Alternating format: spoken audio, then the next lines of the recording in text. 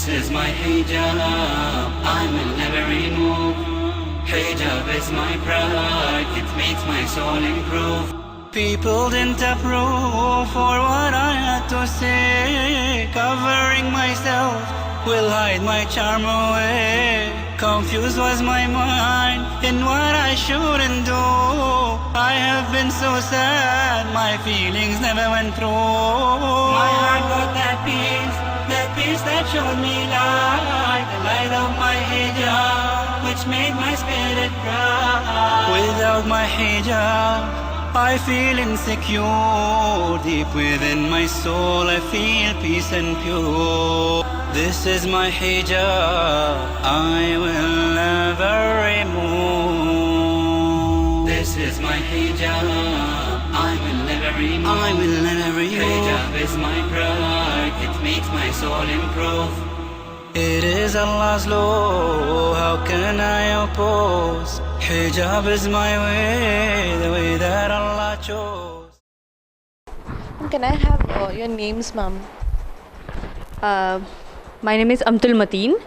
I have been a student of BSc Genetics from St. Anne's Degree College, and mashallah, being the wife of Mr. Imran, the president of the IREF, I am the manager administration and the leading speaker of the women's section at the IREF. I am a volunteer here at the IREF, and I am a student of MSc in Applied Psychology from St. Francis College.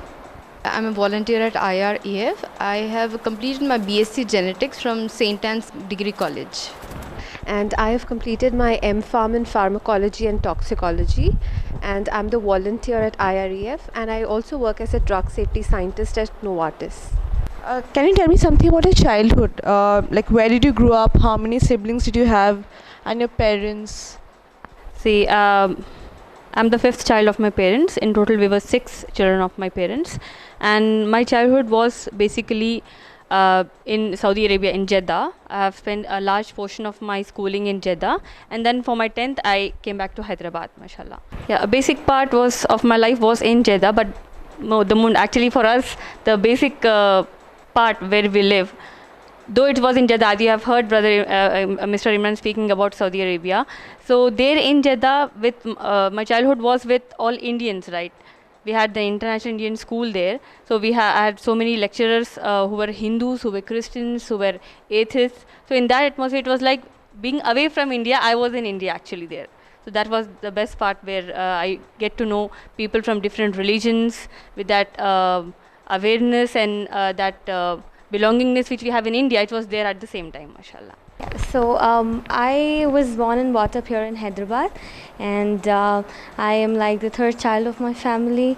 We had a good, I had a good childhood experience, a very loving atmosphere, and my schooling was done here, and yeah, it was all great. I have good childhood experience.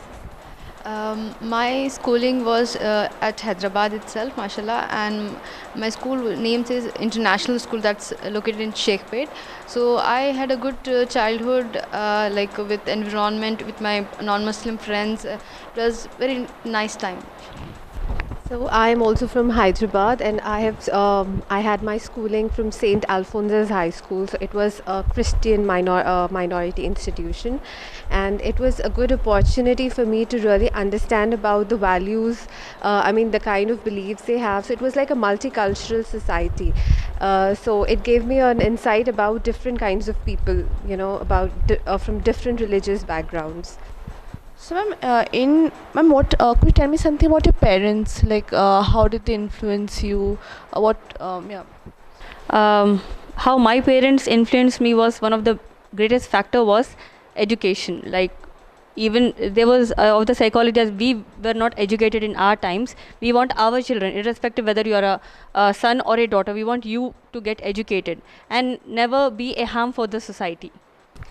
Yeah, so I being a part of the subject of psychology, so there is a lot of influence of parents in selecting the career you want to pursue it, right? So as a child, I felt that my parents throughout my childhood, even up till now, they've never forced us to choose a subject. Like, in Hyderabad, there's like a stereotype of, doing engineering and being a doctor, and that's it. If you're not that, you're nothing. So my parents never did that to me. They gave me an option of choosing my own subject and excelling in that. So I think that's the best thing that I find. My parents always taught me that be a good Muslim and an Indian, that your values are very important whether you're speaking to a Muslim or a non-Muslim. Respect is very important. You need to be an Indian as well as a Muslim. Definitely Islam shows that there is peace in Islam. So you have to be like spread peace through your religion, inshallah. I belong to a family of middle class parents, so they have been very strong in their cultural values, I would say, and there was not much of religious influence in my family, to be very honest, but and they were more focused on the education, educational upliftment, because that's how the middle class families are generally in India. So I had a typical kind of childhood and experience with my parents. Parents' occupation and what did they do? Basically, my father, he was a manager in a company in Jeddah, basically, and my mother was a homemaker. My father worked in Dubai, and my mother was a homemaker. My father was a civil engineer and my mother was a homemaker. My father was an operations manager in Dubai, and my mother was a homemaker. She did her BA in history. Muslim girls, what were your friends and peer groups like? Majority of my friends were Muslims, and there were also friends from different religions as well. The primary school that I've done from it was Ruth International School, wherein I was the only Muslim girl in my school. But then it was a very good thing to observe and notice that they never made me feel out of place. That was a very nice thing. And the higher school that I've studied, it was a combination of both. During my schooling, I had friends of different backgrounds. There were Buddhists, Sikhs, and Hindus and Christians as well. So we had a very good relationship with each other.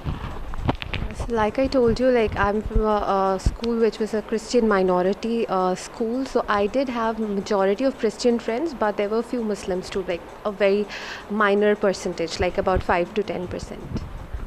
So, ma'am, in school, did you ever face groupism of according to the basis of religion? Mashallah, never ever, sister. Basically, I have studied in 4-5 different schools based on my in my childhood. So in neither of the schools, whether they were non-Muslims in majority, even if they're Muslims, whatever, there was no kind of groupism, alhamdulillah. Absolutely not. No, I never faced that.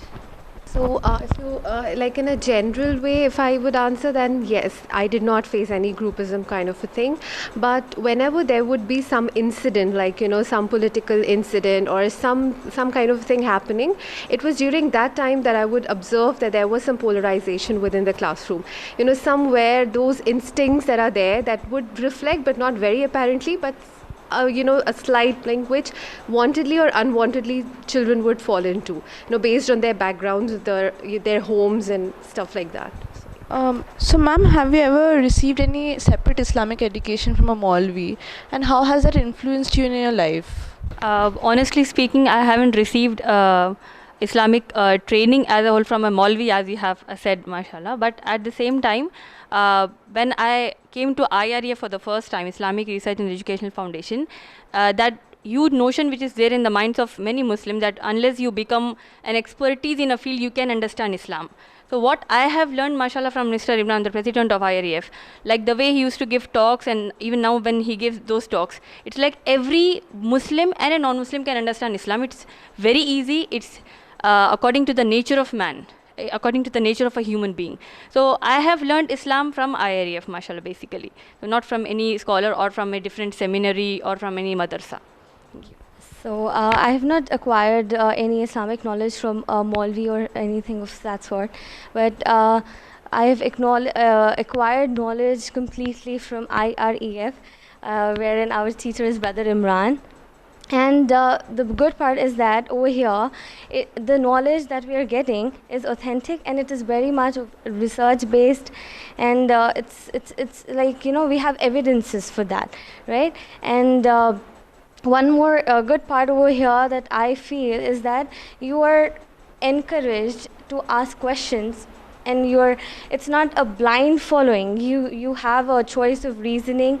You're not condemned for, if you have any questions. So that's the best part. I have never taken knowledge from any Maulvi or anything. Basically, at IREF, I gain knowledge, and we are asked to cross-check whatever knowledge you're taking. Whether it's go back to your home, check the Quran, whether whatever you have heard is right or wrong. Check the Hadith in Sahih Bukhari, Sahih Muslim, any other authentic book. Cross-check by yourself. Don't make a blind following. This is the basic thing that is given you over here, mashallah. During my childhood, I had these Maulvis coming to home and teaching the Quran. So the sad part is that the Maulvi would just teach how to read it without, we are not allowed to ask questions, because the Maulvi wouldn't be in a position, he was not in a position to answer what it actually meant. So it was just like a parrot reading something without the understanding. So this was a case until for a very long period of time, and nobody actually questioned, and I never even thought why is it like this, why I'm reading something and I don't even understand what I'm reading. So this has been, and I think many of the Muslims in India who actually read from the Maulvis and Maulvi Sahibs who come home and teach. So it was like that. And one more important aspect is that once we go to these Catholic schools, and there they present education and the contemporary education like it's the world's best thing. And when you come home and read about the religious studies, it's like a person in a very poor condition, he comes and teaches. So you have this conflict in your mind that your religion is somewhere back outdated. So this is how it was until that I got to know about there were certain situations wherein you get certain questions and you need answers for that. And at that point of time, I came to IREF, and then I've done this 21 days program called the Dawa training program. So in these 21 days, I've learned things which I had not learned like in more than 21 years. So that is the basic education that I got about Islam, and since then it was like I've been associated, and then I've understood that religion is not something a part of your life. It is your complete life. It's the way of your life. So yeah. So, what after school, what stream of college did you take up? What were the subjects did you take up? I took science as my expertise in my after school subjects. Like, in the intermediate, we have BPC, the biology, physics, and chemistry. That was my subjects, mashallah. Because I aspired to be a doctor. But Allah subhanahu wa ta'ala gave me the best profession to teach people Islam, mashallah. Oh, after my 10th, I took CEC, and after that, my subjects in graduation were political science, psychology, and literature. And after that, I took MSc in applied psychology. When I was in 10th standard, I was really, really interested in the science field. So I took BPC as my subjects, and then further I continued with the BSc genetics. After 10th, I've taken BPC as my majors, and then I've done my B Pharma, and then I did my M Pharma in pharmacology, and then I've been working with Novartis as a drug safety scientist. So, ma'am, did you want to take up something else in your studies but could not take up for any reason? Oh, that was the opposite for me, because my parents wanted to, a general psychology in the parents, whether they are Muslims or non-Muslims. They have a general psychology that a girl should be educated so that she gets a good match. She gets a good husband, right? So the more you are educated, the qabil husband you will have. So that was the main psychology. So that was one of the reasons that my mother, especially my mother, would encourage me to be educated. But my focus was being a doctor, no matter what, whether you get a good rank in MSET, and if I want to waste 2-3 years of my life, I wanted to become a doctor. And after taking 1 year for MSET training, you have that long-term coaching, right? So I didn't get that rank to study in Hyderabad. But still, again, there was an opposition from the family, like, see, you are not getting the rank. So now what will you do? It's better you get for pharmacy. And pharmacy was not my choice of field. And it was this part of my life where I went against my whole family. my cousins and everyone.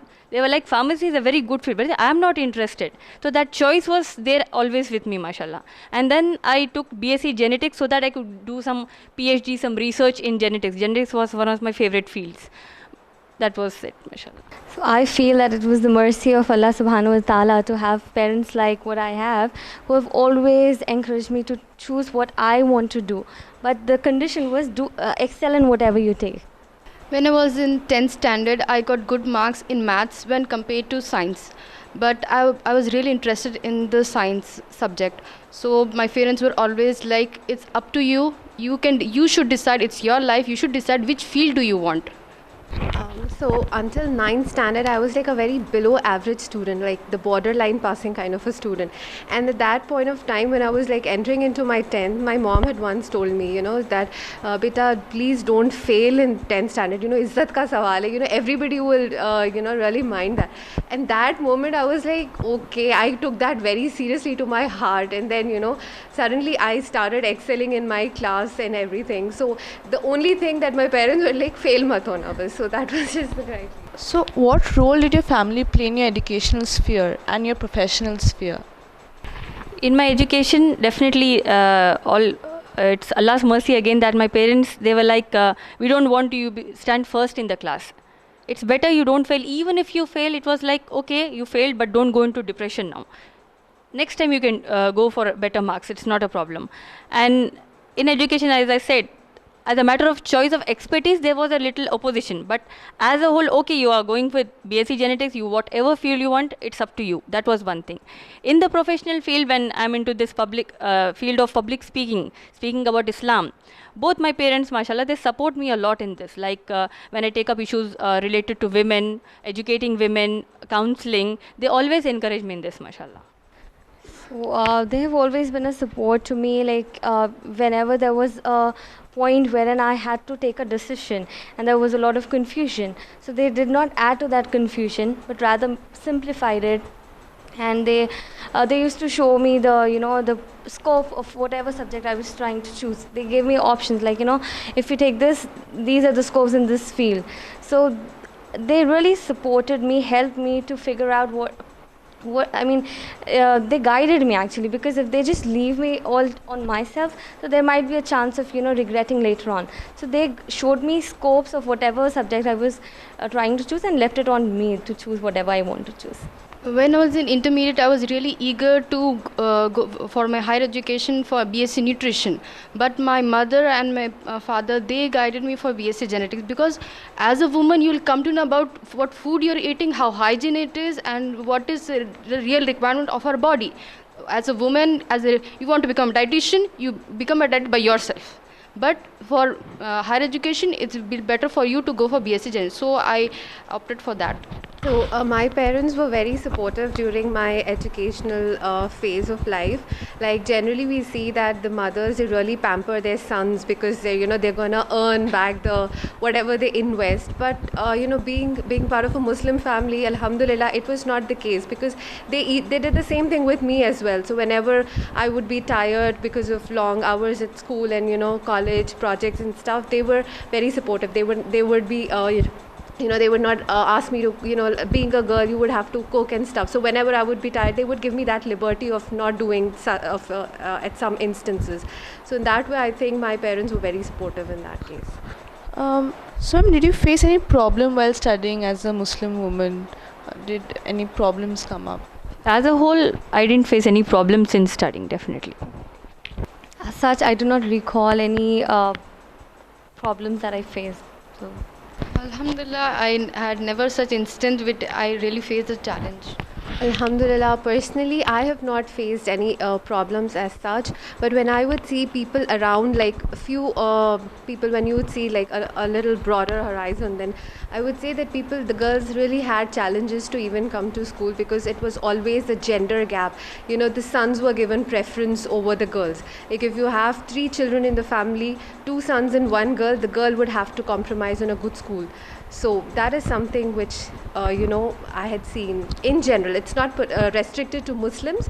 It was in general with the Hindus and the other cultures as well.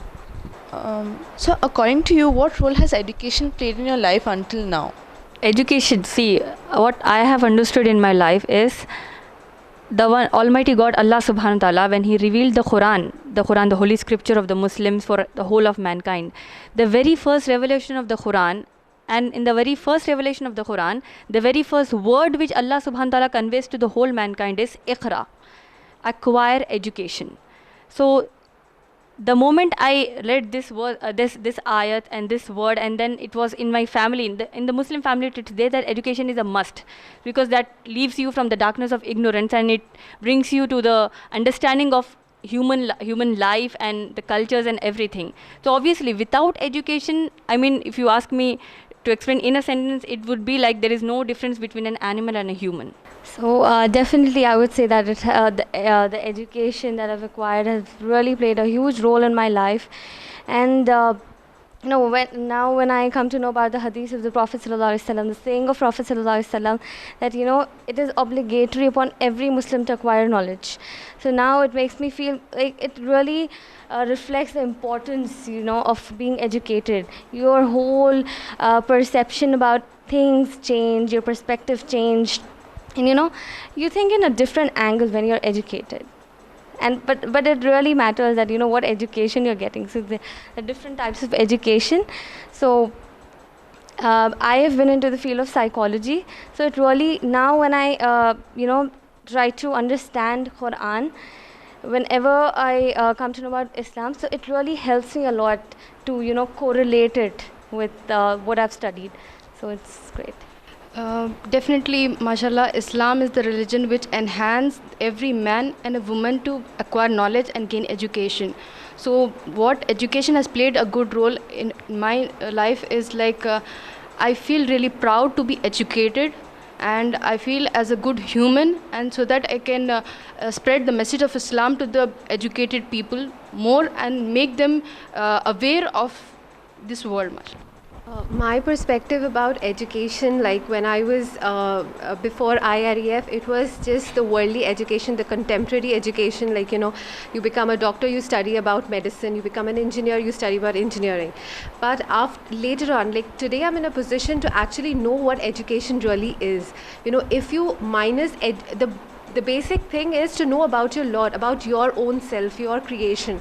If you don't know why you are in this world, what is your purpose in life, where you're going to go, if you do not know this, you are an illiterate, right? Because no matter who you become, everybody acknowledges the fact that one day they're going to die. And if you don't know what is going to happen, if you don't have that quest to learn what you're going to happen with you and where is your origins, then I think that is not education. So I really understood the purpose of education, the meaning of education. So the first thing is, the fundamental thing is the Quran. The education starts with Quran. I mean, that is complete education. So and the way the Quran has changed, it's like you are totally relieved of your mental worries, because anything that happens, that my creator who has made me, he is doing it for me, for my best, in my best interest. So that way it has like totally relieved me out of every kind of worry. As you know, that depression today is one of the most common and deadly diseases. So now if you read Quran, Allah says that when you are connected to the Quran, you will not be depressed, you'll be out of depression. And if you are away from the Quran, you will be depressed. So I've understood that, and that way it has changed my life, that anything and everything, you have to go back to the Quran, mashallah. So after you completed your education, what was your ambition, and was it any different from the girls in your own extended family? As I said earlier, Sister Mashallah, that I wanted to become a doctor. And it was all Allah's plan, because a Muslim believes in taqdeer, the fate. It was all Allah's plan that I studied BSc genetics, and one of my friends, see, why I'm explaining this is because that changed my route for education. I was opting for it's all a craze of becoming a doctor. I can't become a practicing doctor, at least naam ke samne DR lag jana. That should be there. At least I should have a PhD in genetics. So with that intention, though I considered BSc to be one of the worst degrees, I can't take a degree. I want to do MBBS. That was my goal in life. So I was like, okay, BSc kar lenge. We'll do BSc genetics and then opt for some PhD from a good university. But then it was all Allah's plan that Allah wanted me to have the highest education. That is the education from the Quran.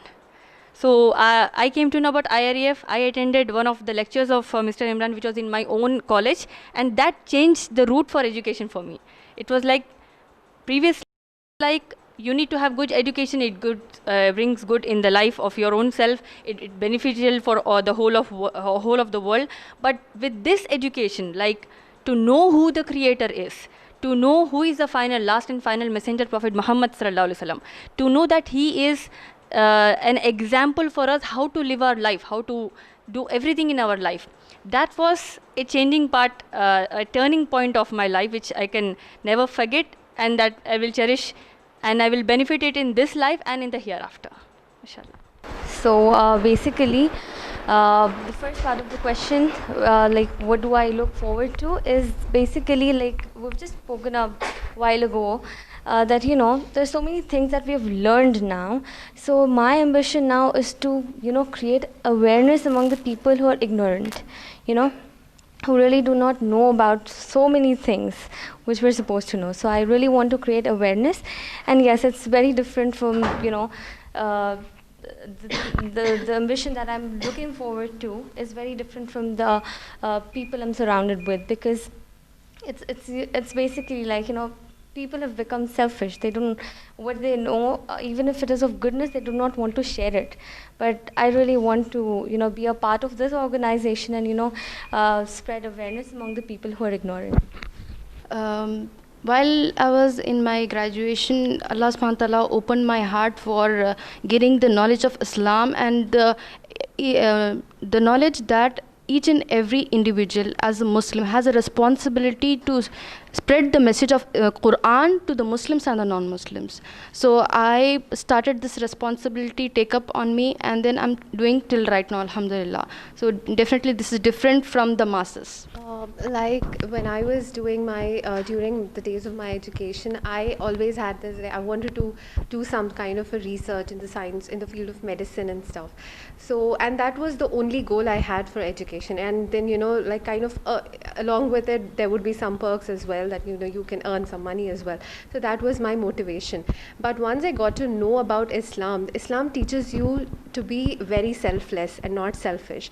Because if you're doing something, what am I? And then I realized that if I'm doing this, I'm only gaining myself. It's a very selfish decision. And then I realized that once after understanding Islam, and if you read the biography of the pioneers, like the contemporaries of Prophet Muhammad, peace be upon him, the Sahaba, the companions, the male and the female companions, so they were not, they did acquire education, but the motive for the education was to benefit the Muslim world and the world at large.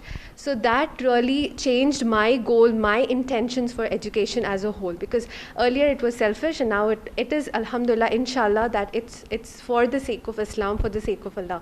And also that there's a stereotype that Muslim women, it's actually not true, though it's just a stereotype that Muslim women are very backward and they are not educated, they're forced to sit back at home. So I also took that up as a challenge, that no, Muslim women are not like that. Being within the boundaries of Islam that Allah has permitted, it's in fact obligatory to gain knowledge and excel in your academics, alhamdulillah. And the second part of the question, that what is it different from the other people around? So yes, because unfortunately I would not say different from everybody, but yeah, a majority is, as the sister just said, that the reason why girls want to get educated is that they get good matches, and I think that's a very baseless and insane reason to get educated. So at what age did you start working, and did your age play a role in your professional life? Mashallah, I started working when I was 21. So till then, after my education, after getting married to Mr. Imran, the president of the IREF, when I took up this profession to lead the women's section of the IREF, so that was the change. What was the second part? Did your age play a role in Yeah, definitely, because that age is one of the best range that I can say, where you're into your youth and where you can explore different things. So that age, if it is used in the right profession, in the best profession, so that will yield more results then, mashallah.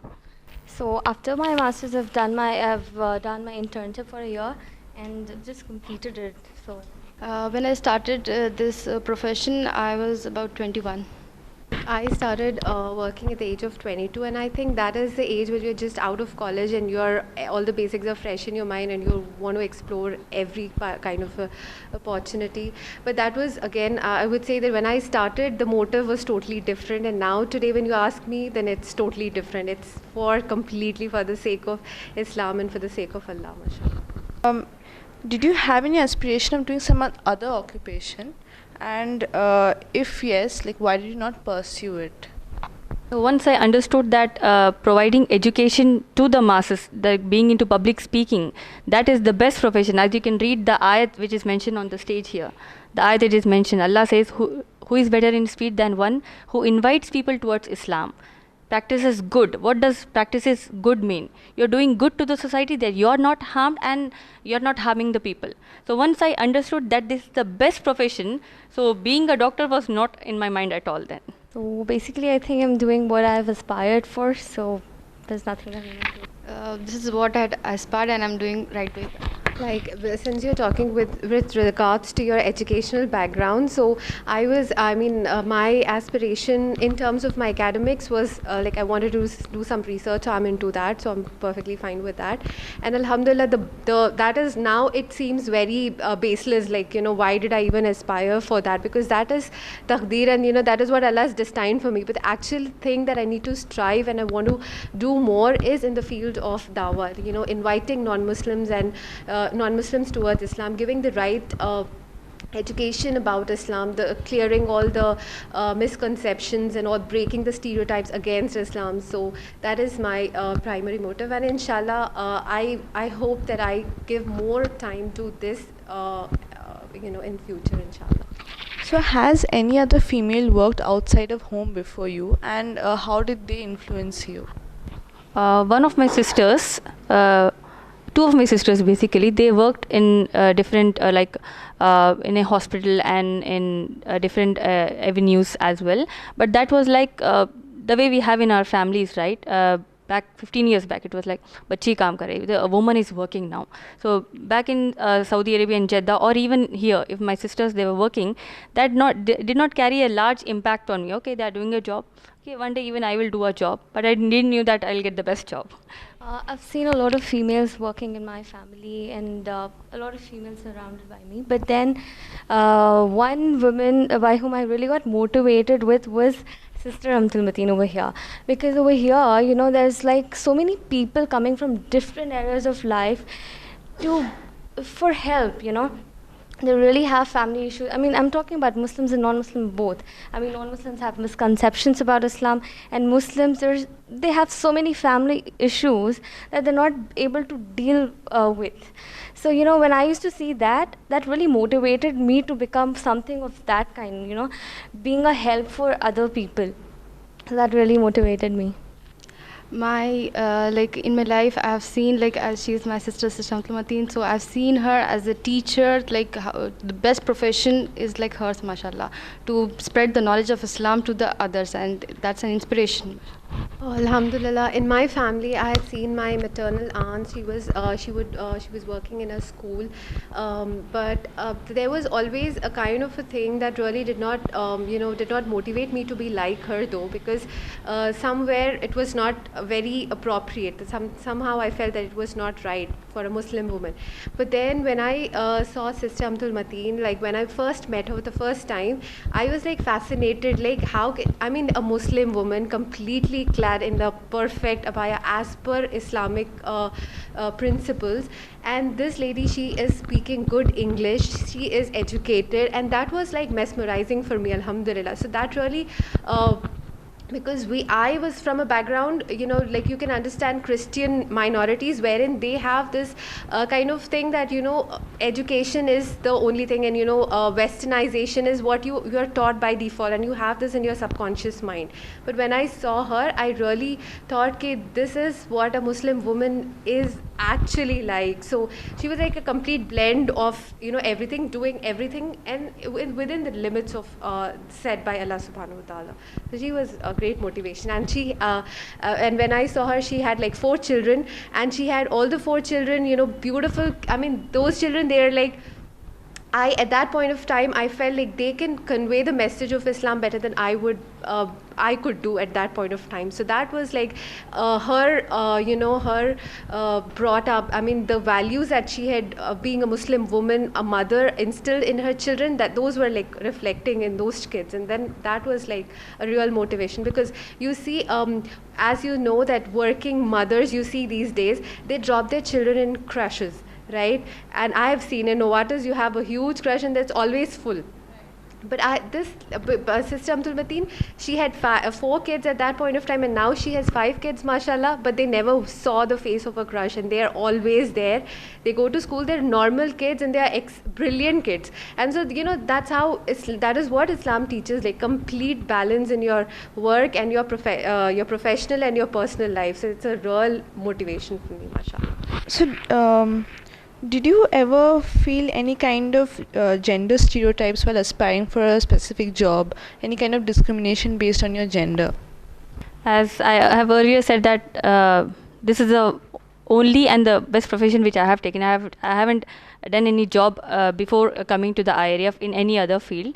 So being at IRF, because we are preaching Islam here, we are learning Islam here, we know that there is no gender gap, there is no gender discrimination in Islam.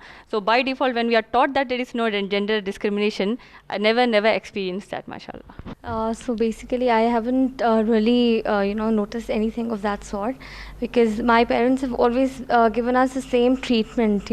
I have a brother, and there's no significant, change in behavior when it is my brother or me. It's always the same. My family, I have 2 brothers and my sister and myself, but my mother and father, they never discriminated between us that you are a daughter and they are sons.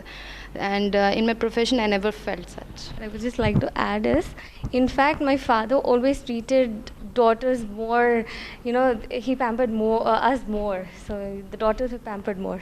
I want to just a little clarification the question. Did you mean gender discrimination at workplace or in general? Okay. So basically, I have not experienced it personally, but then I do know, there's certain things that might happen in future, but there have been stories that I've heard, and it's a known fact that, the pay scale for the women by default, it's not in comparison. It is nowhere in comparison to the men. So that's something which is there, and everybody is accepted to it. So though it has not happened something directly, but it somewhere has influenced, you have that, that in your mind that it is. But when you come to Islam, so there is nothing of this sort, and that gives a kind of security that, my Lord who has created me, he did not do this to me. So this is all man-made stuff, and so they are responsible for it, alhamdulillah. Have you ever felt that your identity as a Muslim woman plays any role in your professional life, or whatever, the positive or negative? Owing to the allegations which are hurled against Islam in the media and in the general minds of Muslims, in the minds of many non-Muslims, I thought being a Muslim woman is the best opportunity. It is the best part of being a Muslim woman in this time, where if you're not a Muslim woman, even if you are a non-Muslim, there are many non-Muslims who are defending Islam in today's world. Great people, they are defending Islam. So being a Muslim man, for some extent, it would be like many aspects of Islam are covered, but when it comes to women's rights, if a Muslim man is speaking on women's rights, it will go okay. If a person wants to listen with an unbiased mind, he would say, okay, there are women's rights in Islam. But most of the world is not like that. So when a Muslim woman, being a Muslim woman, when I quote the Quran, I quote the sayings of Prophet Muhammad sallallahu alaihi wasallam, that Islam is not anti-women, it's not a misogynist religion. So that gives a very plus point for me to speak, that if a Muslim man is speaking that a woman should maintain hijab, it's good for her. So it will be like, okay, he is a man. But if a woman, being a Muslim woman, when I say that there is hijab in Islam and it's must for the women, it's beneficial for the women, that goes to it's more beneficial, I feel, mashallah. So for more than half of my life, it didn't really play a role. But then when I got to know, when I started learning, understanding Quran, when I came to know that, it's a very beautiful teaching that Allah subhanahu wa ta'ala is giving to the creation, that you need to cover yourself for your own protection. So when I started covering myself, that is when I actually flaunted my identity. That's when I really found something very positive, that people used to come directly to me asking about, why are you wearing this hijab? What is the concept behind it? So I really found it something like a really positive thing, that when I'm wearing it, people want to know about it. Otherwise, people would think, it's just a barbaric thing, and women are forced to do that. But in my personal experience, I really found it very positive that people used to, try to learn so many things. It was not only restricted to hijab, but they would ask me many questions. So I think that was a very good start, like beginning of conversation was done by other people itself. In my profession, when I speak about Islam or any other topic, there are hardly or never a time that anyone said, you are a woman and you can't speak this or like that. There were hardly any. Like in my workplace, like at IREF, since we have people who come with most of the time it happens that people come with a genuine intention to, know about Islam. So I do not think I've ever received any kind of discrimination over here. But when you talk about the other aspect of my professional career, so over there, earlier when I was not I did not try to be a practicing Muslim. So I was just considered like a normal person, because there was hardly a difference between my way of life and a non-Muslim's way of life. So there was nothing of a different kind of a thing. But when I started wearing the hijab as per the Islamic law, as per the Quran and the authentic sayings of Prophet Muhammad, peace be upon him. So it was then that people started identifying me as a Muslim woman. So this became like my identity. I don't really have to say, look, I am a Muslim. It's my dress that tells everybody that I'm a Muslim. So whenever, so this kind of, made me completely isolated and away from all the kind of evil stuff. Like for example, if there was a group of people who were planning to go for a movie, they would never say that in front of me, let's go for the movie. If they were going for a party, they would not ask me. So in this way, being a Muslim woman, I have been secured, and I've been away from all the evils that are there in the society. Like for example, if you see if a woman goes out in a pub, so what do you think the men do? Why do you think the men come there? It's only for the women, right? The men want the woman to be out there to for their pleasure. So that way, if I'm not going there, I'm actually respecting myself. That is what my Lord wants. My Allah wants me to identify that I'm a precious thing, not something that anybody and everybody can feast on you. So that is something which I've understood, and it's a very positive thing. It gives me a feeling of kind of huge honor. I mean, that honor, nobody can buy that. It's something that that sense of satisfaction that the first thing is that I'm obliging to what my creator, because nobody else would know me better than my own creator, right? So if he is saying that do this is for your good, and when you do that and you see the result in front of your own eyes, it is the sense of satisfaction that you get is something unimaginable. So it has been always positive being a Muslim. So do you think there's a general propensity of sensitivity attached with being a Muslim in today's world? And if yes, have you ever felt that in the workplace or in the public sphere, and how do you deal with it? In the sense, in today's world with the politics and changing environment, and as you said, Islamophobia. So do you feel that? Definitely, sister. With all those allegations, misconceptions, and being a Muslim woman, my main focus would be dealing with the women's rights. Because in the guise of women's rights, it's like we have so many protests in the world today. Like, I will wear whatever I want to wear, the men should not feast on me. So it's like logically, scientifically, we know everything, but still to malign Islam, to tell the Muslim women that they should not maintain hijab, if the women are going nude, na'uz billah, that's not a problem. There might be some arrest or something, but that's not an issue. Okay? She wants to do whatever she likes. So what I say is, women are getting the freedom to reveal, but not the freedom to conceal. So what we should do is, with all these sensitive areas about hijab, about marriages, about divorce, everything, we should deal with this issue. The more sensitive the issue is, the more academic approach should come in that, mashallah.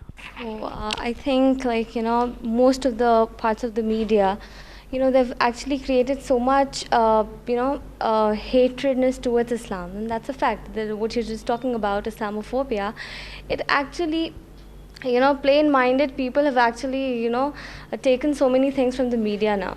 So it was not really a very negative encounter with non-Muslims, but people came up with questions like, you talk about this Islam and they talk about that Islam. So what is the truth? So it's basically a positive thing if we take it in a different. If we look at this thing in a different perspective, it's something positive because now people want awareness about Islam. So that's how I take it. I mean, like, yes, people, a lot of non-Muslims that I knew, they started coming up with questions like, what is this? What is this? I mean, when they see something on the media, they immediately ask us, you talk about one angle of Islam and they talk about something else. So now they have started studying directly from the scripture, and then they feel like, they're being fooled. Because of the media, the people who were good, had a good relationship with the Muslims, that we are one, we are Indian, they have got an idea in their mind that no, we are Hindus and they are Muslims. So this is like a discrimination between the religion and all. So because of this, they really need to know the religion and not should not follow the media. What I think is like the general masses, if you see the common people, so they would by default in general, like in a general rule, they believe what they see because that is how it is. Like you always hear, I've seen in the news, this is what happened, I've seen in the news, this is what. But out of that number of people, there are only a very minor percentage who actually goes back and verifies whatever is being told. At least not there might not be a possibility that you can go and verify the news, but whatever is being told, like check it with the references from the authentic sources of Islam. So very few people do it. So I think that is one key area wherein I think the Muslims in general and Muslim women as well in specific, they need to come up and fill in that void over there. That when they have genuine questions, the genuine people, then the Muslims should be well aware and they should be equipped with the knowledge so that you clarify the misconceptions. Because if a non-Muslim, he hears out something and he comes and tells a Muslim, this is what happened, this is what is being told. And if the Muslim says, oh yes, I'm so sorry, Islam is like this only. So just imagine, that is how the chain grows on. And this is what has been happening to a great extent. So I think in my experience, whatever I've experienced, I did have many encounters with very harsh words, people talking weird things about Islam. But then, Islam teaches us to be patient and, ignore the ignorant. So this is what Islam teaches. So, this is the real values and the real teachings of Islam has to be communicated in the right manner. So that is very important, I guess. So, ma'am, how has your married life affected your professional sphere, and how have your children influenced your professional sphere? Sister, when it comes to marriage, I would like to relate this answer with the previous answer as well. It's a sensitive issue about 4 marriages in Islam. Right? If I tell you that I'm the second wife of my husband and I'm looking for 2 more wives for my husband so that we are a complete family, so that is not digestible by many people, right? But if there is a Kapoor or a Khan in the film industry, and the wife of the Kapoor or the Khan, she's sponsoring films for her own husband, where the husband is dancing around with young heroines, and that's not a problem. That's social life. So, a sensitive issue, being married as the second wife of my husband, in a place where second, third, fourth marriage, it's like a taboo in the society. So what I felt that this is again a golden opportunity from Allah subhanahu wa ta'ala, that things which are taboo in the society, that you can explain to the people that it's not a taboo, it's a mercy. See, everything from the Quran, everything from the sayings of Prophet Muhammad sallallahu alaihi wasallam, they can't be a threat, a harm to the people, be it Muslims or non-Muslims. So that is what, being married, I could flaunt my identity not just for the hijab, but I could say to the people, see, I'm the second wife of my husband. And there were many Muslims, because we are living in a society where it's a taboo. There were many Muslims, oh, you're the second wife. There were many non-Muslims. See, in 2013, in Ramzan we had a program at the IREF where about 21 US professors, US citizens, they were professors from different universities and from the USA, like the University of Texas, University of South Carolina. They all were invited at the IREF, and they requested Mr. Imran to speak on a topic on pluralistic society, role of a Muslim in a pluralistic society. And they wanted me to speak on women's rights. So after this talk, mashallah, the way Mr. Imran, he handled the question and answer session, they had many questions on Islam. They got all the allegations answered. And then in an informal discussion also, they had questions for me. That how do you feel being the second wife? It's just same as the first wife. It's like, you don't feel any bad? No, I feel good. I feel encouraged that thing which is a taboo in the society, I'm using that to say that, see, this is Islam. Islam is based on the nature of man and a woman. A woman can't feel wrong for that. So that was one part. And overall, my children, mashallah, see, it's again Allah's gift for me that I have got children who are very cooperative. And the best part is, it might sound funny, it might sound a little weird for many people. As a woman, there is a feeling that bache zyada nahi hona. Arey bhai, do ho gaye, that's enough. How can you have more children? Since my childhood, or the moment I reached the age of being married, I was like, bache zyada chahiye. I love children. The more children I have, the more entertainment will be there for me, without the perspective of Islam. So what happened is, when I got married, I had 4 ready-made children. My husband's first wife, she had 4 children. So it was like, I got a loving husband, I got an elderly sister as my husband's first wife. She cares for me a lot. By God, she cares for me a lot, even now. And 4 children from the first wife, they are an asset for me. I get 4 children in advance, mashallah, apart from my 5, mashallah. So obviously, it has a great impact on my profession, and definitely I'm looking forward to be more happy in my life, mashallah. I'm married, and mashallah, by the grace of Allah, I've got such a husband that supports me for my profession. You can do for the cause of Islam, spread the message of Islam however you like, mashallah. And I have 2 kids. My daughter is 4 years old. She reminds me when I forget something that, Mama, this is what you forgot. And it's like great for me that Allah subhanahu wa ta'ala bestowed me such a daughter, alhamdulillah. And my son, he's just 1 year old. So in your family, who makes the major household decisions? See, as the logic goes, you can't have 2 managers in one company. So that's a logic which all of us know. So in a family, we know that in every culture, the man, the husband, he is the authority, he is the leader of the family. As Allah says in Surah Nisa, Surah number 4, ayat number 34, that man is the caretaker of the woman. But at the same time, when it goes for decision making, for major issues of your life or decision making, definitely, because see, if I take some decision in my life and my children say, see, Mama, you didn't ask me about it. So it would sound a little weird, because your experience compared to mine, it's negligible, right? So the same way, when the family, in my family, obviously my husband takes the decisions, but at the same time, the respect which a wife gets, the space which a woman, as a wife I get, that even I have a role in decision making. And mashallah, my husband's first wife, she also have a role in decision making. So that balance is there in the family, mashallah. So basically, in our what I've seen in my home is that, the ultimate decision is taken by my dad, my father, but then it's not something that he does it by himself and doesn't take anybody's suggestions or considerations. It's not like that. He talks to my mom about it, he discusses a certain issue, and they come together with a conclusion and a decision.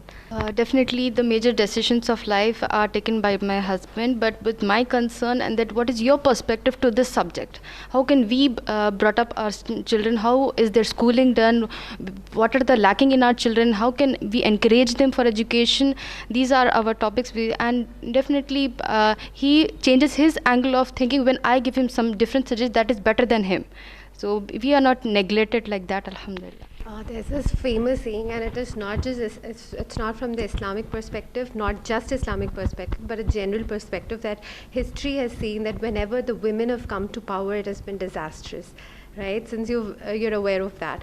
So in that broader sense, the power to execute the decisions is from the men, right? So my father has always been the main driving force, but this does not exclude the fact that the women are not consulted. But in fact, if you see the Seerat of Prophet Muhammad, peace be upon him, there have been several instances wherein he would consult his wives for the major decisions. It's not just the household decisions, but the entire decisions of a nation. Can you imagine? And the four great caliphs after Prophet Muhammad, peace be upon him, during their lives, they would go and consult the wives of Prophet Muhammad, peace be upon him. It's again not for their own personal life or the household, it's for the entire Muslim Ummah. Okay, the Muslim nation, which is in the west, extending from Paris to the east until India, south until Africa, and in the north until China. So this was the area that was covered during the time of Uthman Radiallahu Ta'ala anhu. He was the third caliph of Islam. So it was those decisions that were taken after consultation with the women. So you can never exclude the fact that the women are not. But the only thing that Islam says is that you cannot overrule your husband in case if it's a husband or it's a father. You cannot go against them. The ultimate decision goes there, but you have complete right to give them suggestions as per the Islamic law. Inshallah. Yeah, actually, I just saw a funny post on Facebook few days back. It says that if the husband is the head of the family, then what wife is? And then they said wife is the neck of the family, and it turns the head wherever it likes. So though it's funny, but see, though husband is the main person to take decisions, the influence of the wife is there always, be it a Muslim or a non-Muslim. So what Islam says is, if the wife is righteous, the way the wife of Prophet Muhammad sallallahu alaihi wasallam, Khadija radiallahu ta'ala anha, she is the wife of our beloved Prophet sallallahu alaihi wasallam. In decision making, she was always a motivation to the Prophet, peace be upon him, to take good decisions, to take the best decisions beneficial for the family and for the world outside. So that balance should always be there, mashallah. So, how is the relationship with your family, natal and marital? Mashallah, it's like contrary to the popular sasural wale which we have in our society, for me both are like two maikas for me, like two my parents' place or my in-laws' place. I don't find any difference. At the same time, and with this I would say that I get pampering from both sides. When you are in this field, when you have children, you have a good family background. So it's like when you are in this profession, it's like every now and then I get feedbacks, I get different words of encouragement from my parents, from my in-laws to do more work, mashallah. At my home, there's a very, happy atmosphere. Everybody's good to each other, and there's hardly any, negativity between. At my mom's place, like my brother and sisters are really very supportive, and at the same time, like my in-laws and my husband, they have a very good relationship. They encourage me for this work, mashallah. Yeah, so I have a very supportive family, alhamdulillah.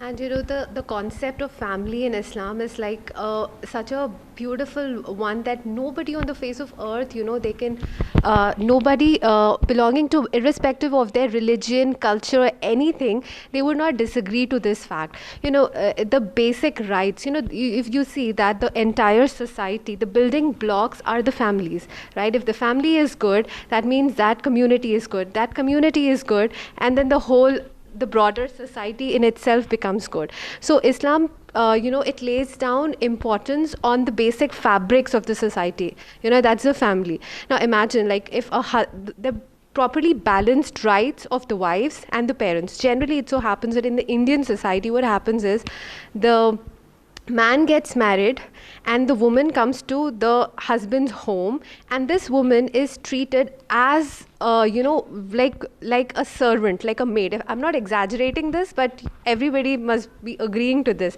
You see so many cases wherein the saas bahu problem comes in, and the husband is like, he's always like, completely split between the mother and the wife. Islam gives a perfect solution to this. Islam says that, if you are getting married and if the wife wants a separate accommodation for herself, be it another door, it could be opposite doors in the same building or whatever. if the wife asks for that, if she demands that, then it's obligatory upon the husband to provide her that. You cannot imagine, once that is done, most of the problems are gone. That's a fundamental thing.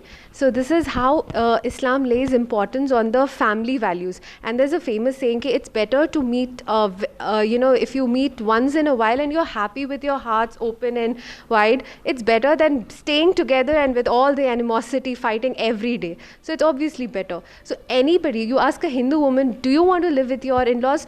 Being good with in-laws is again highly recommended, but not at the cost that the in-laws completely interfere in your life. Importance is given more to them and not the husband. End of the day, she becomes a slave of the household.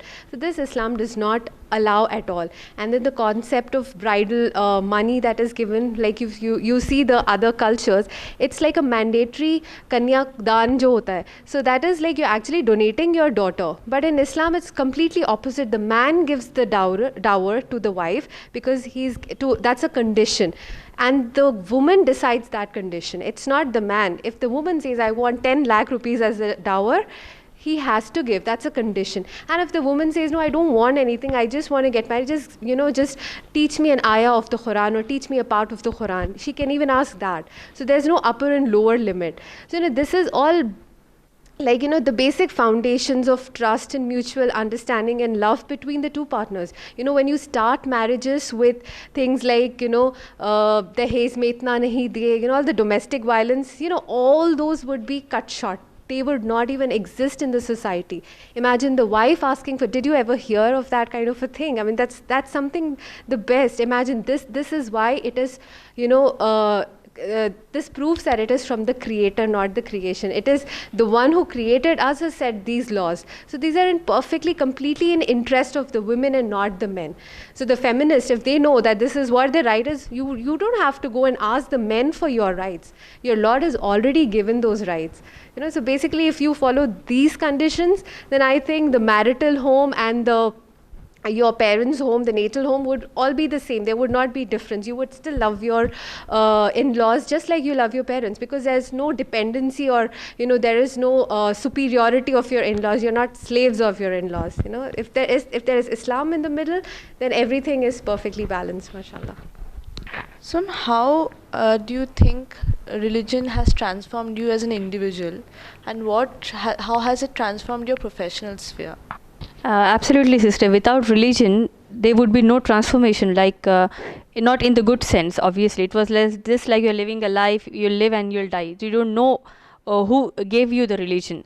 So in religious-wise, if you analyze, the moment I understood that Islam, religion, what do you mean by religion? It is just a school of thought, like some rituals, how to offer salah, how to give charity. These are a part of Islam. But Islam is not just a religion, not just a set of rules. It's a way of life. How to sit, how to stand, how to speak with the husband, how to deal with the children, how to deal with non-Muslims, how to deal with Muslims. For all these things, what transformed my life is, there is an ideal from Allah subhanahu wa ta'ala. There is an example from Allah subhanahu wa ta'ala. Allah says in Surah Ahzab, Surah number 33, ayat number 21, that Prophet Muhammad, peace be upon him, he is an example for all of you, men and women.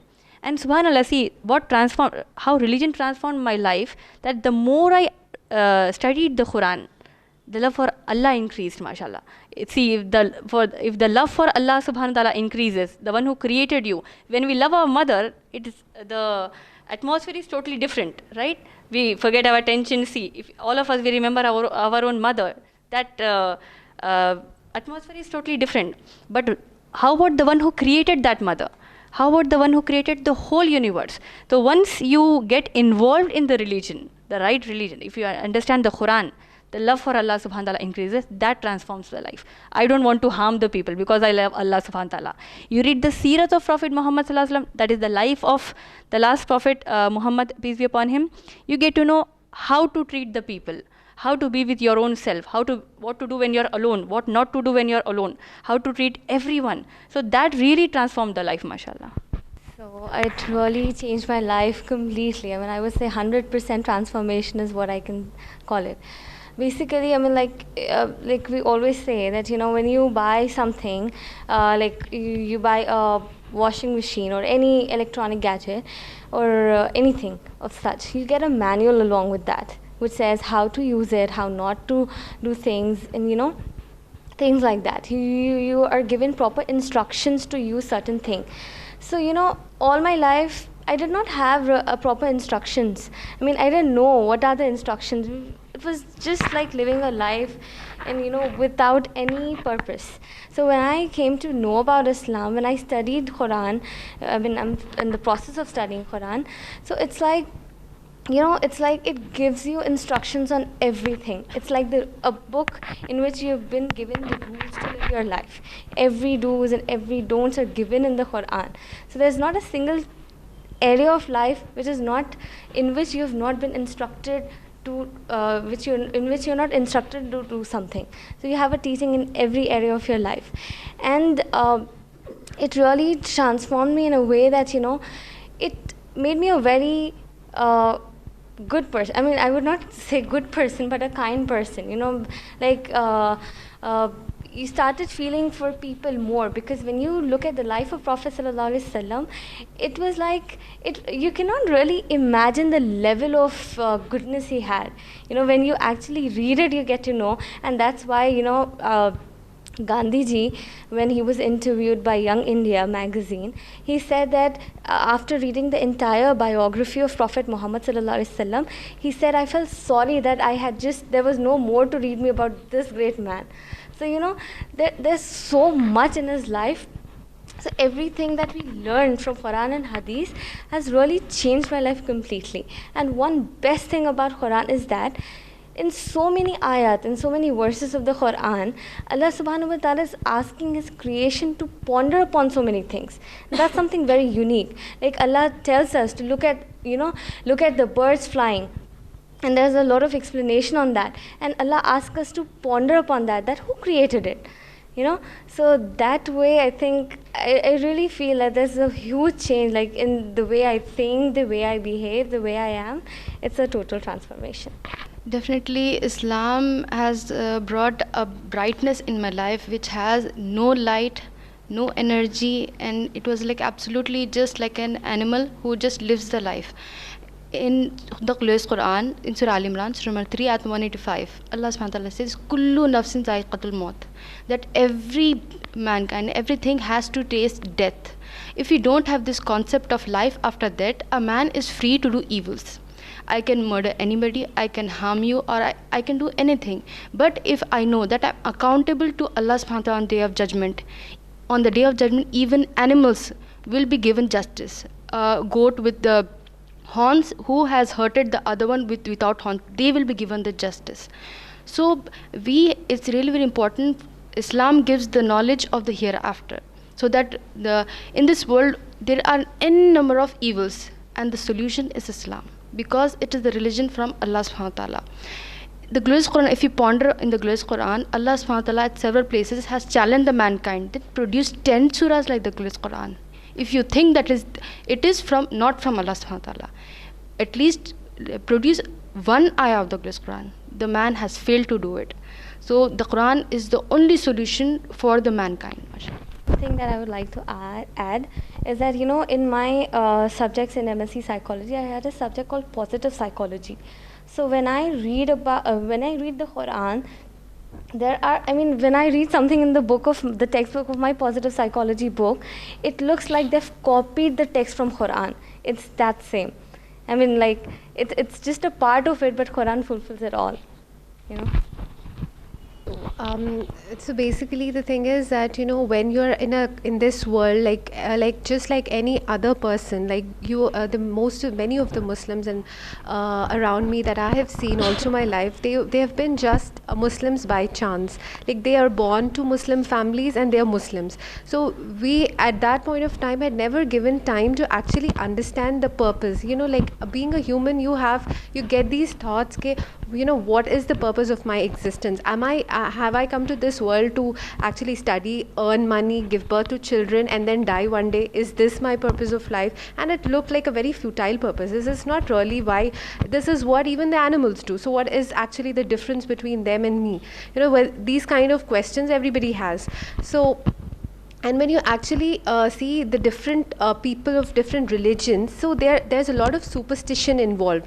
So many things that they do just because their teachers, their scholars have said, without any authentication from authentic sources. From their religious texts, when you ask somebody, they would not be able to actually give you a proper answer to your question.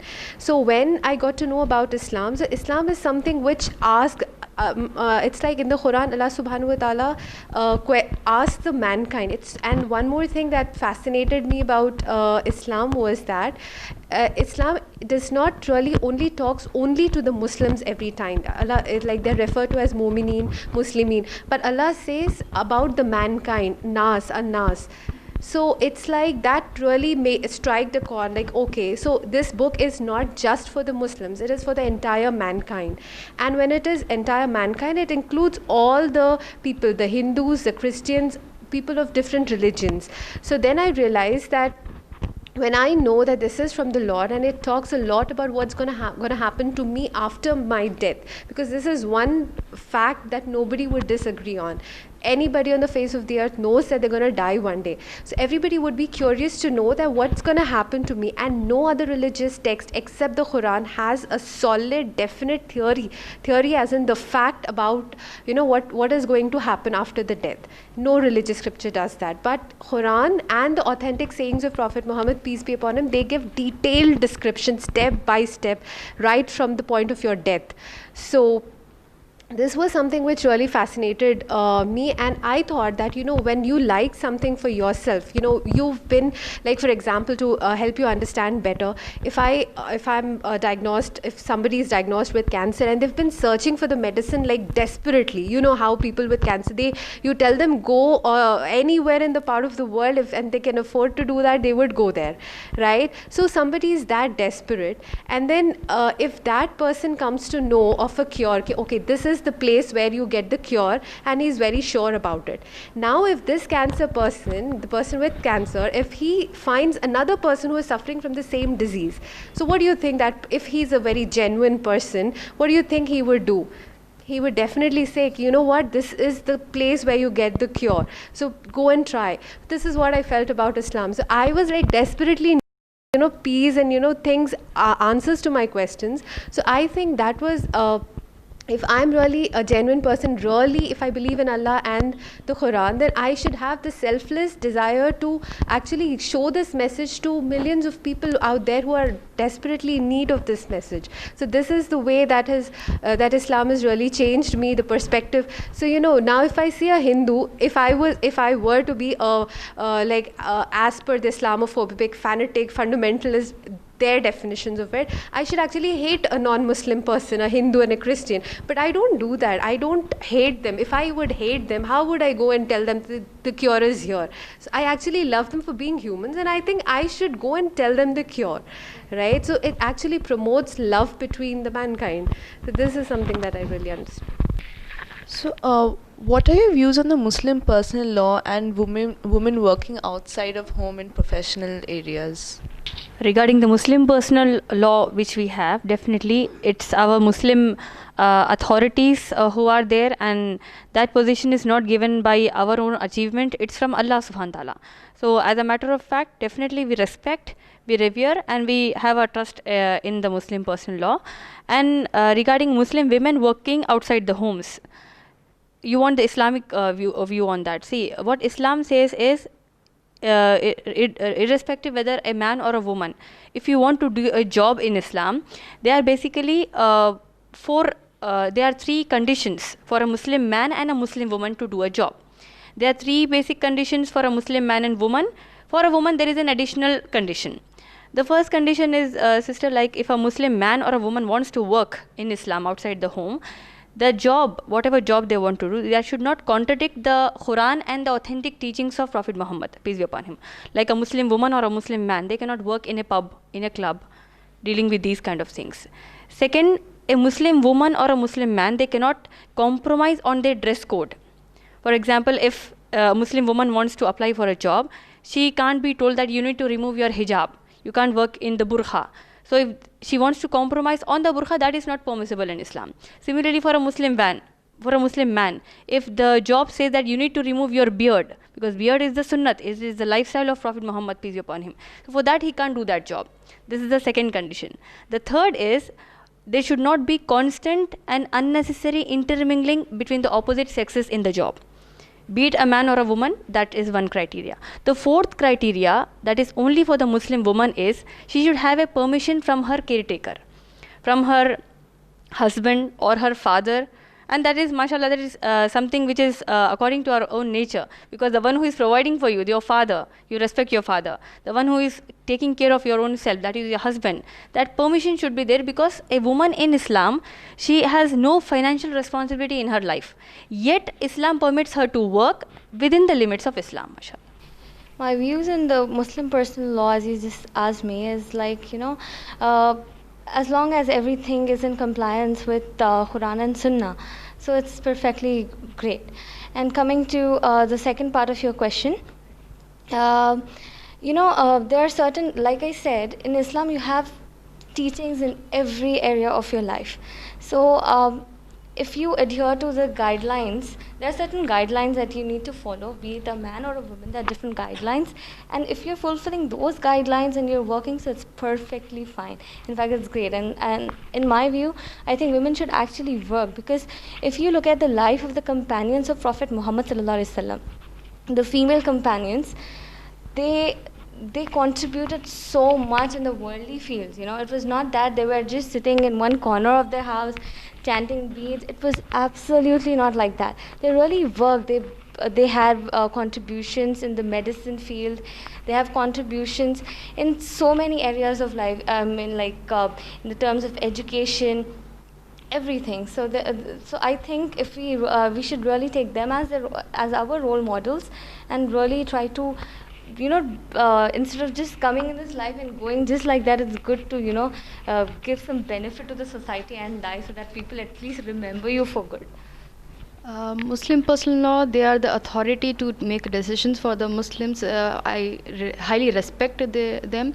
And when coming to the profession, like when a Muslim woman works, whatever the earnings she has, the husband doesn't have any right to ask for her earnings. And it's up to her whether she spends her, whether she throws it anywhere. It's absolutely up to her. And this is the right that is given to the woman in Islam, mashallah. So I think the Muslim personal law board, as the name suggests, so it is as per the laws of Islam, the Quran and the Sunnah. As long as it is adhering, so I'm totally, up for it. In fact, that is the law which actually is for the betterment for the women in general, mashallah.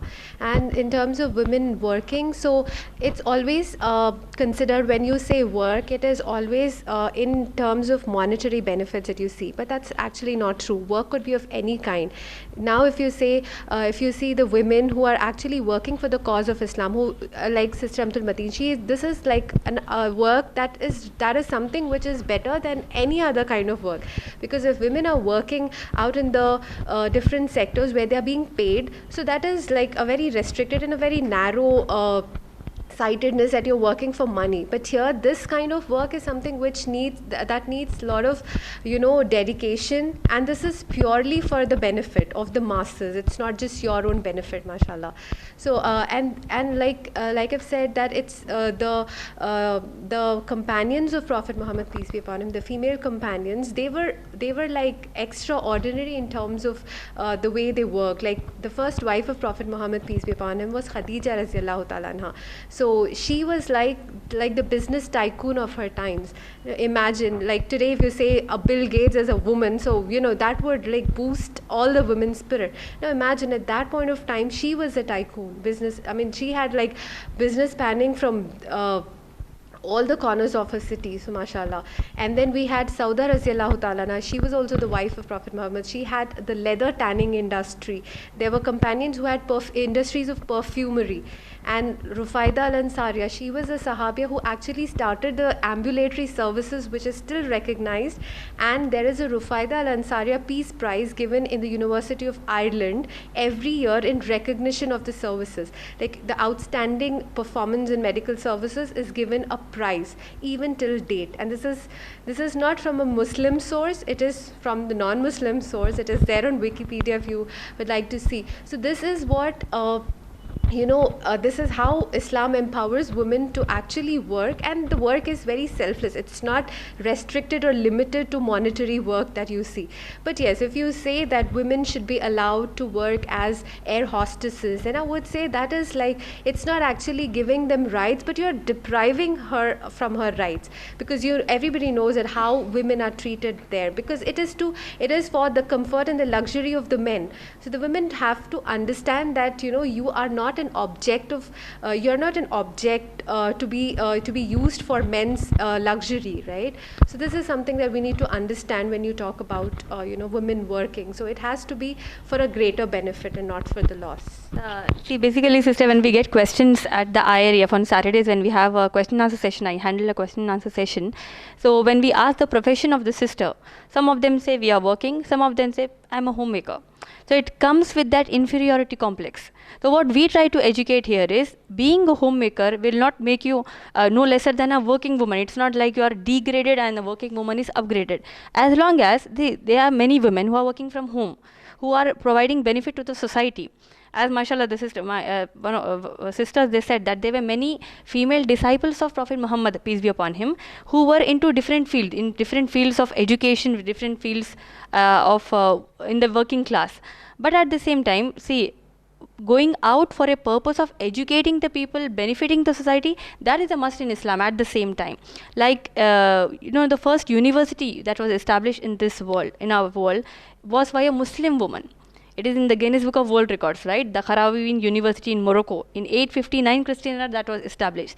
So Muslim women or non-Muslim women, we should come out in our set limits, and the coming out should benefit the society, not as a reaction that the men are working, then even I will work. That will be tantamount to harassment for the women then.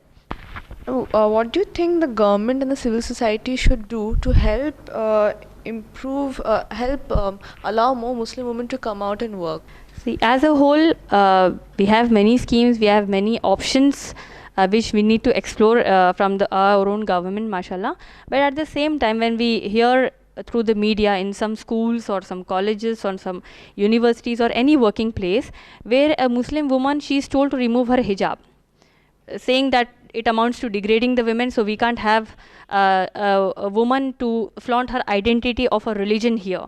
Same case with a Muslim man. Like I just heard 2 days back that a Muslim man, he was having a beard and he was into some university. So because of his beard, his marks were cut, just because he's a Muslim and he's flaunting his identity.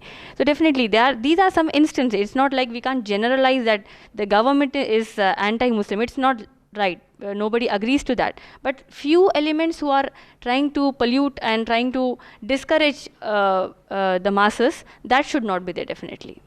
What I think is government is doing a great job. Like just when a sister was interviewing Brother Imran, he has very clearly said that there are so many schemes that the government has actually launched, wherein they are hiring a lot of Muslim women and giving them very good salaries. So I think it's time that we should actually create awareness of such programs, because many of the Muslims do not even know that there's such thing going on. So I think awareness should be created about it. As the sister said, mashallah, there are schemes through the government, and there is a lot of need of awareness in the society.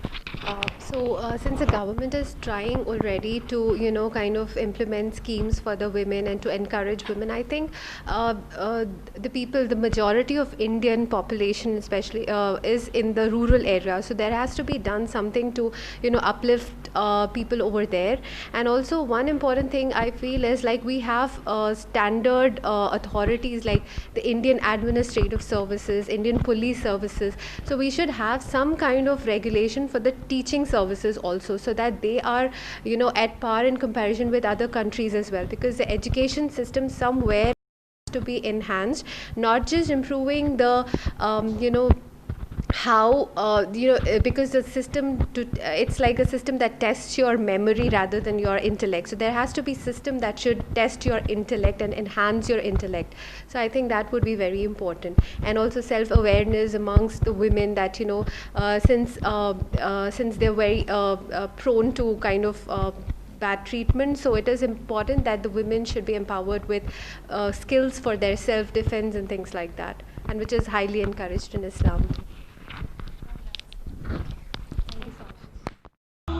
Oh my dear sisters, hijab is the cure. Wisdom lies beneath it, I know that for sure. Gift yourself with guidance and never regret. Accepting it would be getting all respect. All around us here